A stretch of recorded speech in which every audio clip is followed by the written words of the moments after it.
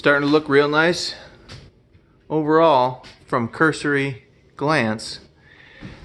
Now, I wouldn't work in here with all the lights on. I've got them all on so that we can show you the difference here. This is the type of thing that can appear to the customer, you know, it's going on and on and on and on and on, and it's been basically the same for, as far as they can tell, for days and days, when you're really in here working and working and working and working, and there's not a lot to show for it. So let's turn off the lights and have a look at, I've sanded over here, turn those off, and I wear a headlamp, it's attached to my helmet, but turn all the lights off, then we can get up here and look along the plane of the ceiling, and we can see that's looking real smooth over there, because over here, this is the type of thing that we're sanding out. See all that? See all this? Now, when you're better at drywall than I am, and you do it all the time exclusively every day, you may be able to go without getting this situation here. But everywhere that we see that edge, that white edge, that's going to show up. Maybe not ever under the lighting circumstances of the household, and a lot of guys get away with things like this because they check with the lights on. That is one way of looking at it. With all the lights on that are in this room, that are always going to be in this room, can you see things like this? No. Well, then paint it and rock and roll. That's not how we do, because I don't want to ever lay in bed at night and think anybody has spotted my bad work from any angle for any reason. So, because I spot other people's. So this is the difference here. We got to feather this. We got to take that down like that, and we're going to move along systematically here, and we're going to do that much. And again, it's all, we've got areas that the tape is coming through. Maybe that's not one of them, but there's a few places. And then we're going to blow it off with the leaf blower, because as you can see, there's places here that are questionable, but then it's obviously dust, and we can't paint that either. So we got to blow this all down when we're finished. But we went up this wall, I'm going to go along and down there, and then we're going to come back in places that we can't sand out. Again, here's some paper here. See how that's fuzzy?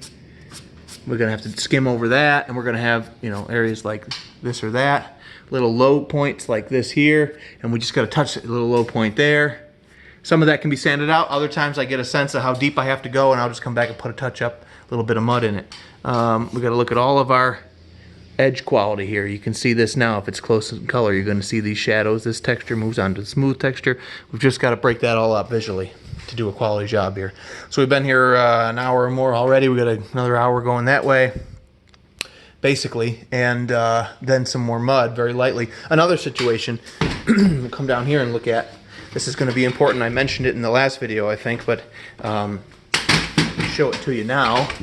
We run along between the wall and the ceiling here, then it goes boo, bubbles up, and it bubbles back down. If I put a straight edge there, actually I can show you, I'm gonna have to go back to base because I forgot my straight edge, and I can't, this is too thick to trace behind, but this is what you're gonna do, is gonna come down here, and we're gonna put, because if you paint the wall one color and the ceiling stays white, that's gonna jump right out at you, and I'll show you how bad it is here, or how severe.